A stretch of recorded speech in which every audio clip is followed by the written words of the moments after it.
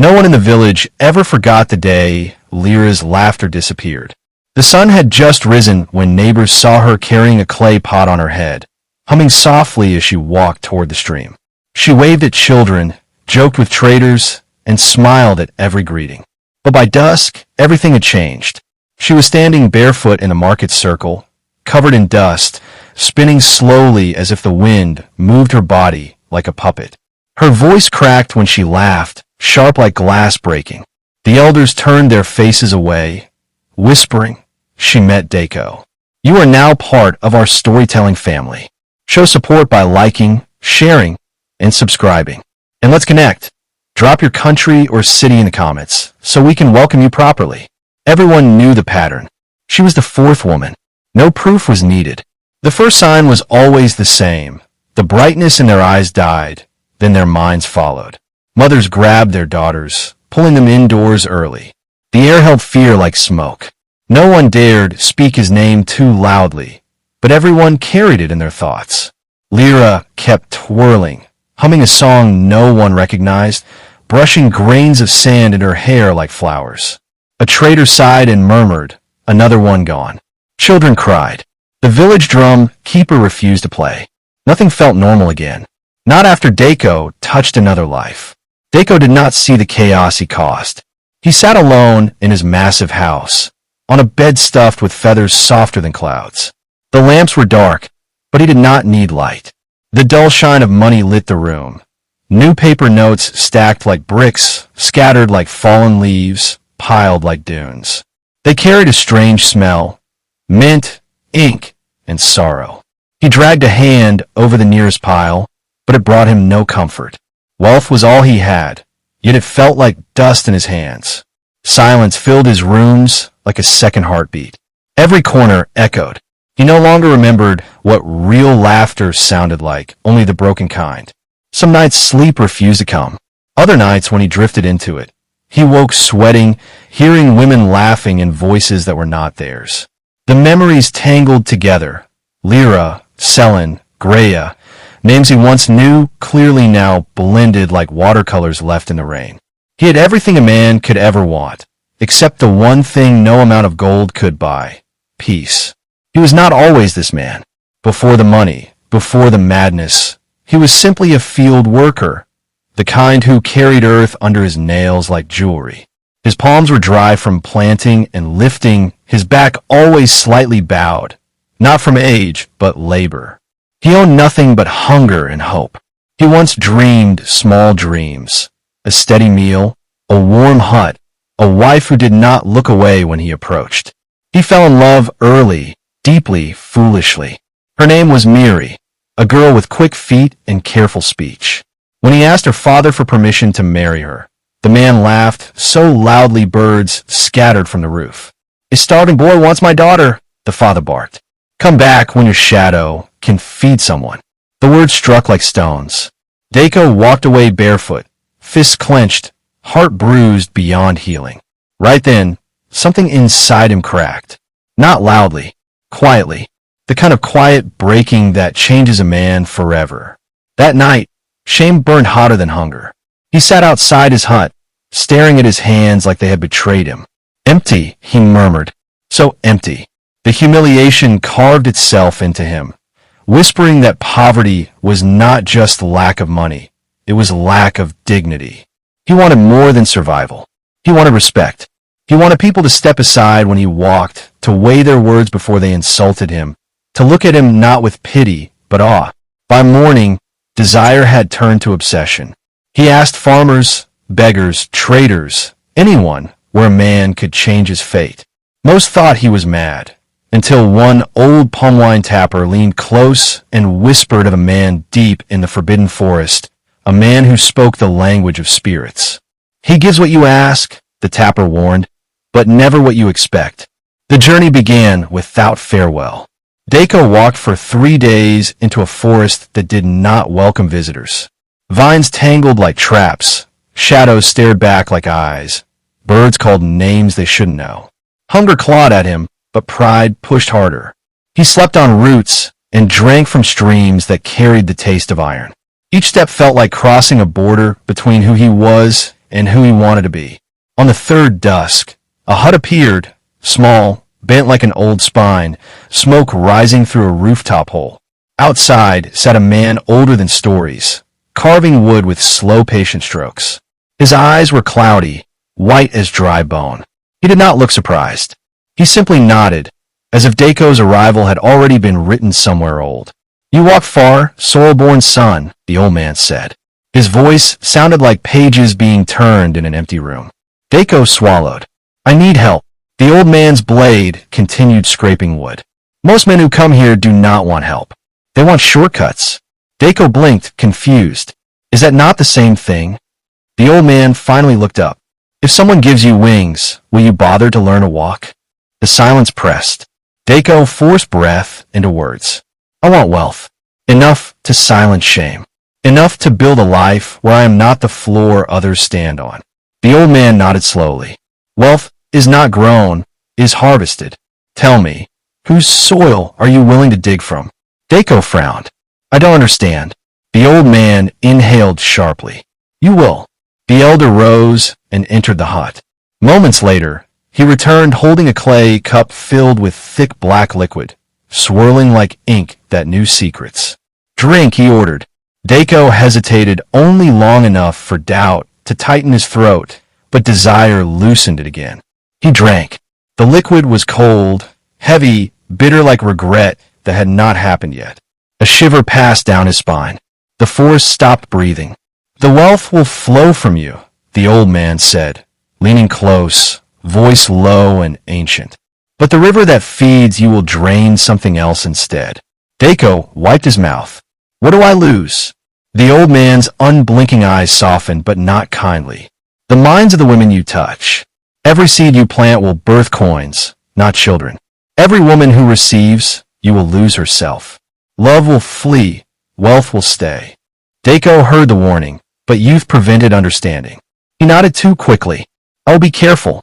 I will choose wisely." The old man clicked his tongue. Wisdom and hunger rarely sit at the same table. But the pact was already sealed. Dako turned and ran from the forest, hope pounding louder than fear. He repeated one thought like a prayer. "I will control it. I will change the rules." He clutched that thought tightly, unaware it was already slipping through his fingers. The first proof came quickly. He paid a woman from another town. No affection, no attachment, simply a transaction. He told himself it did not matter. At sunrise, she was gone. But the bed was covered in money, more than his family had ever seen in generations. Clean, crisp, warm to the touch. He laughed, dizzy with disbelief, tossing notes like confetti. By afternoon, the wind brought a different story. The same woman had been found at the riverbank, speaking to frogs, braiding water into her hair, calling out to people who were not there. The village buzzed. Madness had taken her. Dako felt guilt for a fleeting second, but wealth muffled the sound. He told himself she was one life. Just one life. But one became two. Two became four. For became names whispered at funerals that never held bodies. Each loss thickened the air around him, but gold softened the guilt. He built houses, bought land, wore garments stitched with threads finer than royal robes. Yet every night, his large home felt smaller, sadder, hollower. Money echoed, footsteps did not. Mirrors reflected everything except the man he wanted to see. Years passed. His heart stiffened. Until the market day, he heard a laugh different from the others. Whole, unbroken, fearless. It belonged to a yam seller named Sifa. She laughed like morning, simple and bright. He felt the sound before the sight. When he saw her, the curse inside him stirred awake like an animal sensing warmth. Dako did not approach her at first. He only watched. He told himself it was curiosity, nothing more. Every morning he stood near the mango tree at the side of the market, arms folded, pretending to bargain with traders while his eyes betrayed him. Sifa moved like a woman untouched by the world's cruelty. When customers argued prices, she argued back with passion, hands flying, laughter spilling out of her like coins from a loose purse. If someone complained of hunger, she quietly slipped them an extra yam with a wink. Dako once saw her give half her lunch to a child who had no shoes. That moment twisted his heart in a way no woman ever had. Wealth had brought admiration, fear, desire, but not kindness. He wanted to know the taste of kindness again. One afternoon, his feet forgot they were afraid and carried him to her stall. He cleared his throat. "I want to buy your yams," he said. She glanced up, surprised. "All of them?" she asked. "Why would one man need so many?" "My neighbors must eat too, sir." No one had ever refused his money before. Her refusal felt like a door opening, not closing. From that day, he came for only 2 yams, no more. It became routine. She teased him when she saw him coming. "Big pockets, small stomach," she joked. He chuckled awkwardly. Humor felt foreign on his lips, but he tried again. "My hunger is ambitious. My cooking skills are not," he replied. She laughed, genuinely, the sound warm like afternoon sun. People began to notice. Women whispered behind calabash stalls. Men nudged each other knowingly. But Sifa treated him like a person, not a rumor. Slowly, conversations grew longer. He learned her favorite food, the story behind her market stall, her dream of building a tiny farm of her own. She knew nothing of his mansion, his money, or his madness. With her, he was simply Daco, a man who liked roasted yams slightly burnt at the edges. And for the first time in years, he felt seen without being feared. But the curse never slept. Every gentle moment with Sifa bloomed beside a darker thought. Each time her hand brushed his while taking coins, his heart jerked violently, not with excitement but terror. No one understood why he always flinched from touch. She once frowned, eyes narrowed. "Do my fingers burn you?" she asked, half joking, half hurt. He forced a laugh, but it sounded broken. "Only if fire grew soft and friendly," he said quickly. She stared, unsure how to place the tone. He changed the subject fast. Fear prowled in his mind. He wanted closeness, but could never risk it. Loving her was already dangerous. Touching her would be destruction. The village watched their friendship curiously, hungrily. Old women shook their heads. Young men scoffed. "She feeds a wolf thinking it's a goat," one muttered. "The rich man plays humble until the prey is close," another added. But Sifa carried her own compass. She judged a person by their manners, not murmurs. And Daco, despite all rumors, had done nothing but help her carry yam crates, fetch water, and linger in small conversations that never crossed boundaries. What she saw was not a cursed man. What she saw was loneliness that walked like a shadow beside someone pretending to stand tall. That softness in her eyes broke something in him. But another emotion rose alongside it, something hotter, dangerous, jealousy.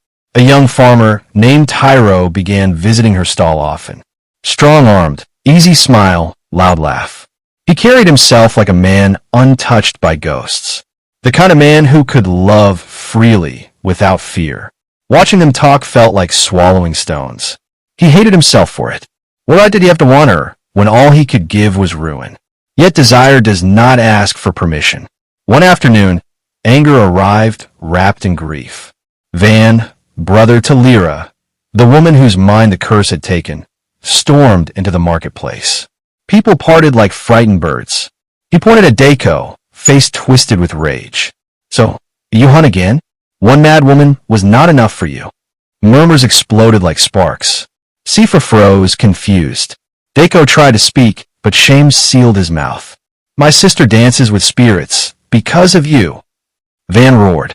"Will you take this one too? Or do you wait until the eggs hatch before you crush them?" The crowd hissed and muttered.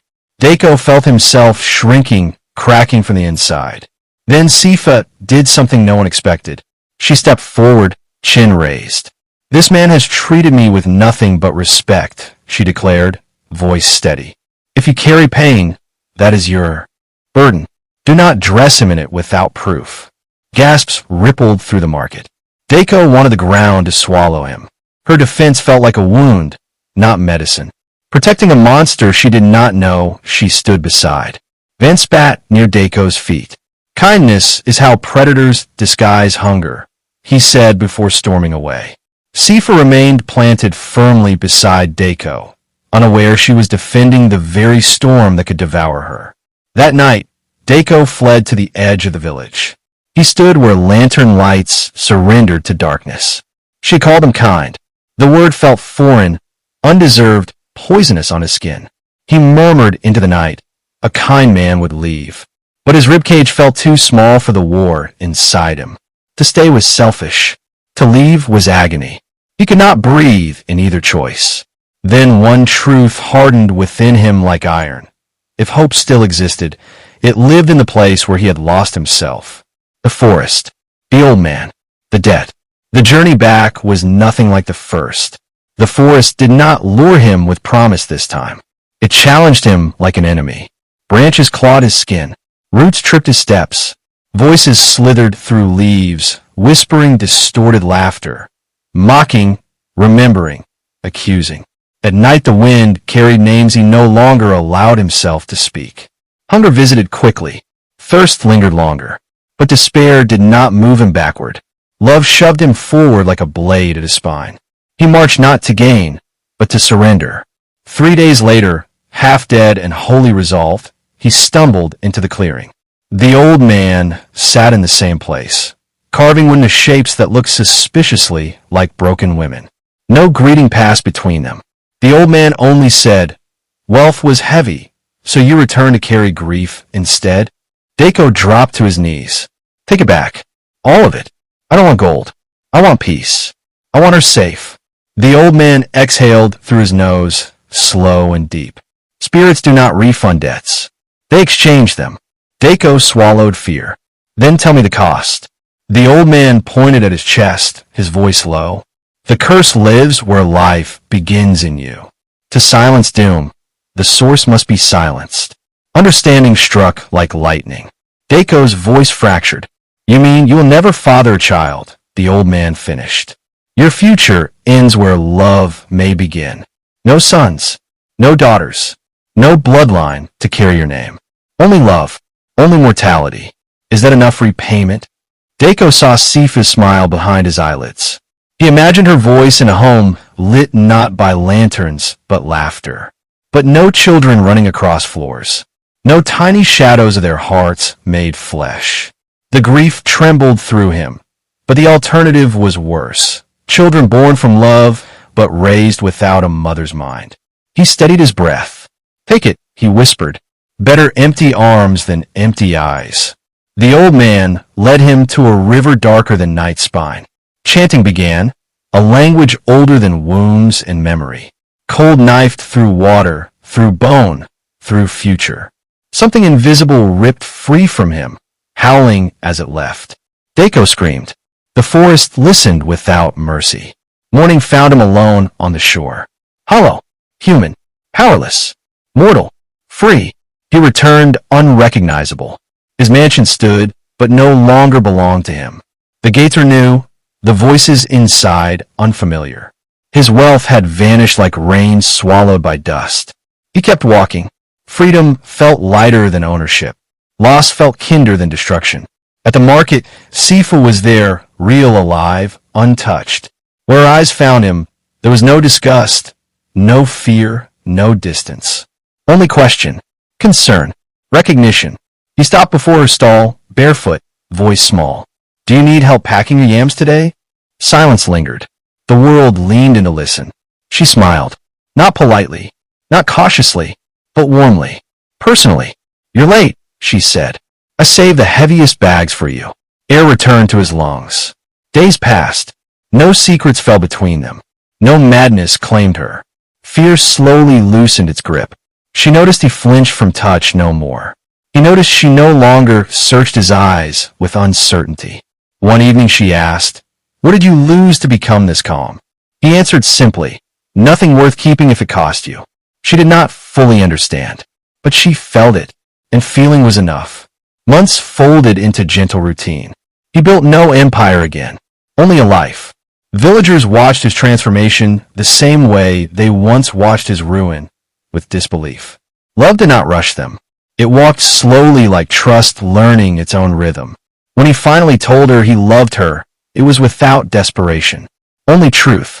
When she whispered it back, the world sounded soft, not sharp. They built a small home near soil and sky. No luxuries, only warmth. No children filled the rooms, but life did. Laughter did. Peace did. Some gifts arrive wrapped in loss. Some chains break only by sacrifice. Daiko had paid with a future to protect a present, and the present had chosen him back.